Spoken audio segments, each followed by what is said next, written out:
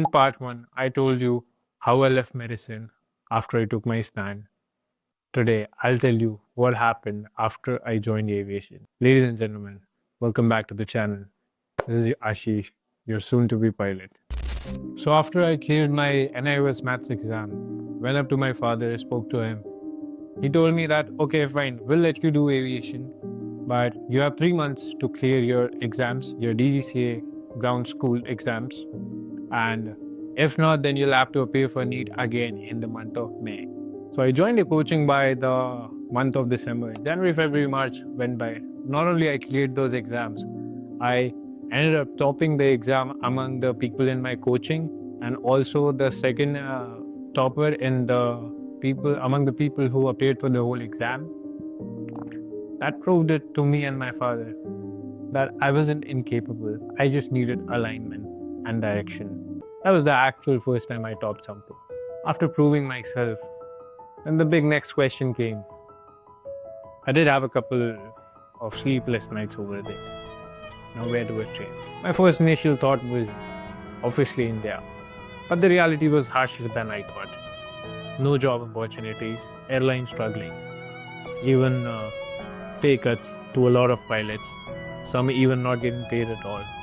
Then I hear about a flight school, Phoenix Aviation, based in Daytona Beach, Florida.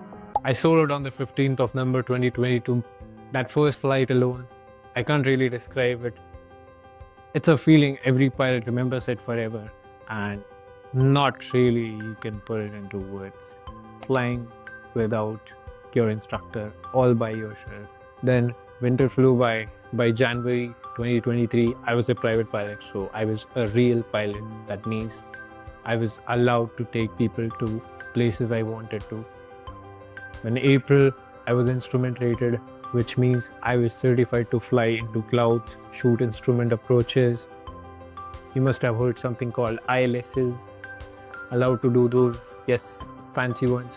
When October 2023, I was a single engine commercial pilot. So I was a pilot already at steep hill, but now I was allowed to be paid for what I am doing. That means commercial pilot. And commercial was all about rowdy maneuvers, going to places, gusty winds, all the flying, navigating across the weather in Florida. That was really fun. Then came my multi-engine training time and my hour building, solo hour building, about 70 to 80 hours.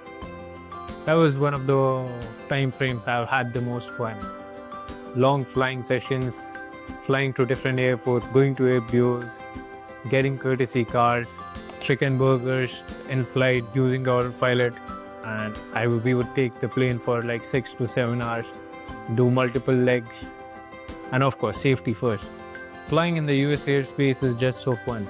It is one of the most complicated, yet one of the safest and chillest airspaces in the world. I mean, don't quote me on these comments. I'm just saying what I'm feeling. Training part was over. Outside aviation was also fun. Cars, smoothest, butteriest roads, Miami, Boston, Toronto. I went to a lot of places, as much as I could during my last tenure in Florida. Life was really fun, but it wasn't all smooth. I made one mistake. So after my training in the US, I actually converted my FAA license to Transport Canada license, so that I didn't have to give the RT exam in India. But that was a mistake. It cost me money and it came with a lot of delays, and the license never arrived on time. I thought it would save me time, but that didn't happen. I realized I was chasing an easy way and I wasted time doing that. I guess that's just aviation. Even thinking of that makes me a little bad because I drained myself a lot. There was a lot of paperwork involved doing all that thing. So aviation teaches you the hard way, perhaps. So what should I have done from the start?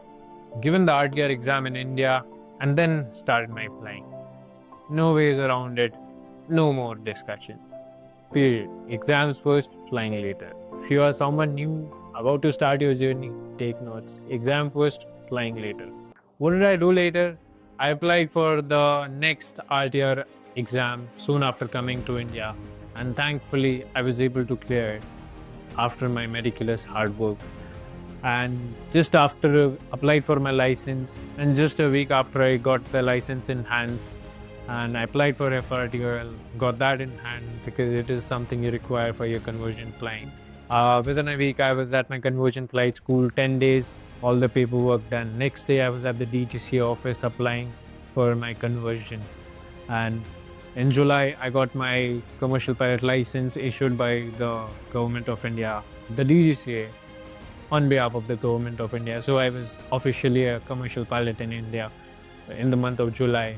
And just within a week, I was at BA training Vietnam, training for my A320 type rating because that was my dream aircraft to fly. Type rating went by. It was one of the hardest trainings throughout my journey. I mean, type rater tested the best of me. It tested everything I had ever learned from my ground school, from my flying principles, to everything I learned in the US, also in my conversion flying.